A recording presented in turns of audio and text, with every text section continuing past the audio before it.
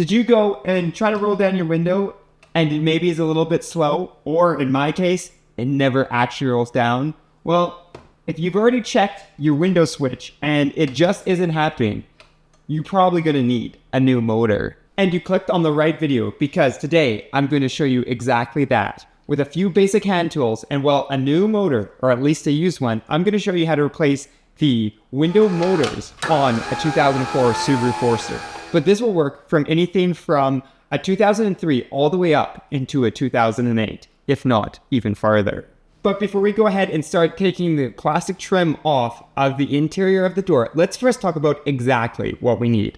Obviously, you're gonna need a new window motor. I picked this up at Pick and Pull, one of our local junkyards. You can go new, but I always like to go with used OEM when I can, because typically it's in a better condition and will last longer than a lot of the new parts you can get on the aftermarket side.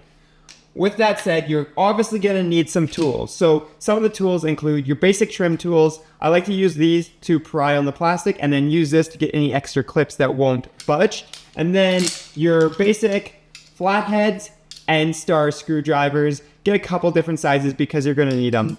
On top of that, you would probably want to go ahead and grab a screwdriver or a stubby screwdriver, because what we're going to be doing is we're going to be doing this without taking out the window regulator, which is why we only have a motor and not a full assembly. And to make stuff even easier, I recommend picking up a socket set. Well, because you're going to be using a 10 and 12 mil to get some of the bolts out, but you're also going to be grabbing one of these that has your screwdriver head on a ratchet, because that's going to make your life a lot easier when you're inside this door taking out that motor.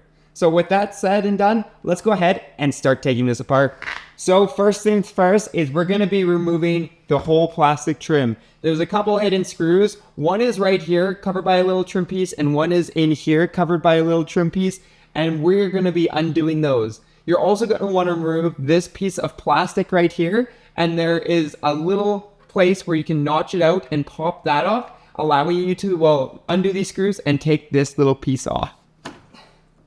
There we go. So the plastic trim piece is off. Now we got to go ahead and pop off all the little clips that are hiding along here. There's one here, and then there's one, I believe, right here. What I do is I kind of jam this guy in here and just give it a little twist and pop, and you'll hear him pop. And hopefully you don't break any.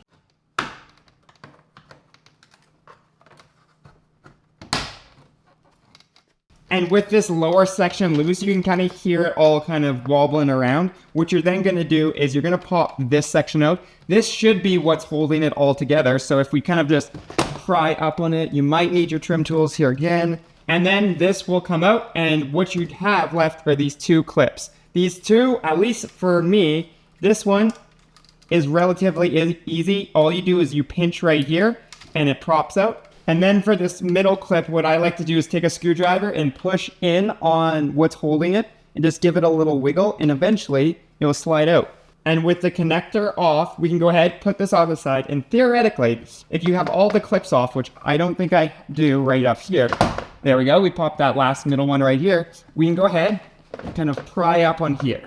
And usually it'll come right up. If you want to, you can go ahead and pop this off. What I'm going to do is pop that off because it is in my way and kind of preventing me from getting it out nice and smoothly. Again, trim tool, jam it in there, and you should be able to pop that out real easy.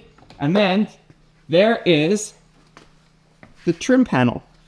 As you can see, mine is extremely dusty. That's what happens when you take it off-road.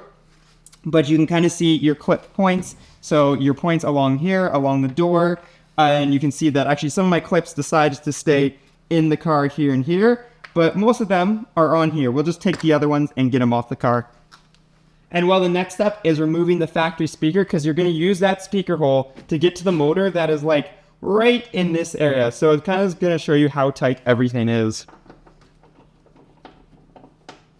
This would be a great time if you wanted to upgrade, well, these very weak factory speakers, and they actually got a really nice pin to kind of pull them apart. And with the factory speaker detached, you can go put it in the pile of parts.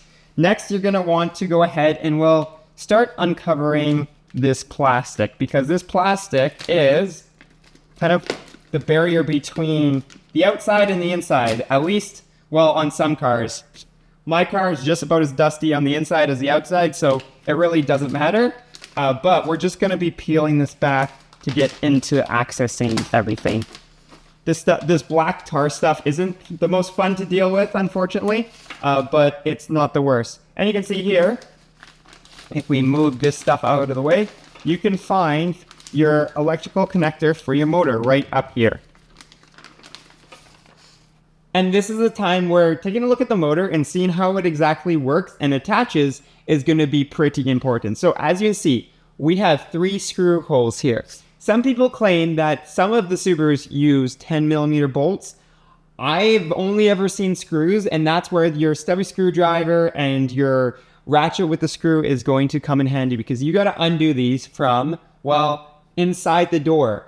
I also recommend getting yourself a good light and seeing if you can't put it in there like that, and getting a mirror. So I got a mirror so I can actually see the bolts on the backside, and well, I can go ahead and undo them and then sneak this motor in there. So that is gonna be our challenge. And honestly, take your time, because if you do strip out those screws, then you're in a ton of trouble. But we're gonna work on this and hopefully have an old motor in our hand soon and be putting in this new guy.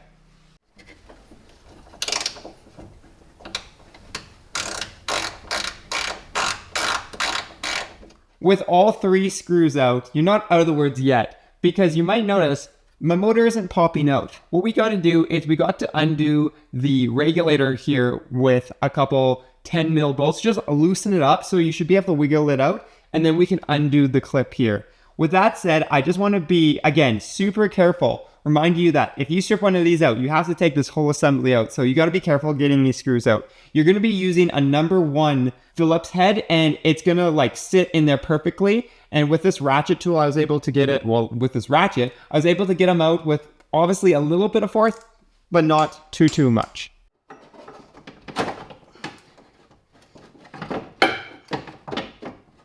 And it is free with a screwdriver in the hole here, which is a clip hole to hold the glass from falling on me. And well, all 3 of these screws out, we were able to go ahead and, well, get it put back together. My concern later is getting this all lined up again. That means that we got to go ahead and undo this clip. This clip is a relatively easy one. It's just a little bit of a squeeze. It should pop out, well, just like that. Doesn't look in crazy bad condition, actually. A little bit rusty.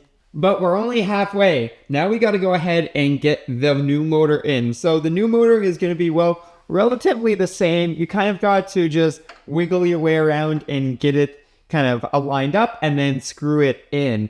Obviously making sure that you have it connected. Although you can connect it a little bit later, that's not the biggest concern. So that is exactly what we're going to do. We're going to have to go ahead and fight this and get this in there. Okay, that was easier than expected. Now we just got to line up the shaft on the actual motor and get everything bolted back together. And there we go. We have it supposedly in there and tight. I'm looking at it and it doesn't look like we have any problems. So what I'm going to do now is we're going to do up these bolts here. I did say they were out of a line. They're not, because the rest of the assembly for the mechanism is, well, all there. So we just got to thread these in, tighten these up, and then we can actually see if this all works or if this was all for nothing. And to test it, obviously, we're not going to be going ahead and putting it all back together, because if something is broken or if the motor doesn't work or something, then we got to do this all over. So we're just going to go ahead, take this guy. You're going to want it probably on your bigger connector, this guy, but I'm going to put it on both because my car is going to auto lock as soon as I turn it on, and that's going to be a pain. And then we're going to grab the keys, key it on, and see if we can't roll up and down this window. Key is on, and well, let's go ahead and give this a go. Look at that. Oh, my light's going to get a hit. Let's remove that.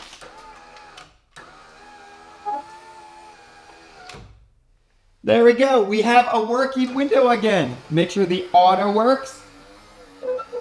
Yep. One thing to be careful of, make sure you don't have any tools in there or hands, because there is a mechanism that, might not take your finger off, but it's really gonna hurt.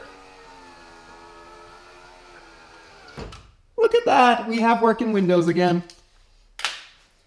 That said, what we're gonna do, take the key back out, pop this off, and go ahead and reverse everything you did. So we'll first go ahead, obviously pop this off, put the speaker on, just kind of push back the glue that's holding the kind of dust shield that ain't really a dust shield, and then just assemble the main trim, and then put this guy back in, do the screws up, put the little tabs on, and we're all done. And look at that, it even might roll faster than the old motor, which I guess is kind of to be expected when the original motor was 430,000 kilometers old. With that said, I hope this helped you with repairing your window motor. I know when I looked up, there was a couple different options. A lot of people were saying you have to take out the whole mechanism, and as you can see today, with a little bit of trickery, you don't have to. With that said, let me know down below how it went for you and what modifications and repairs you would like to see on my Forester next. And while you're down there, don't forget to go ahead and check out, Flat 4 Off-Road for all your adventure Subaru needs here in Canada, as well as the channel memberships. And I'll be seeing you guys on the next adventure.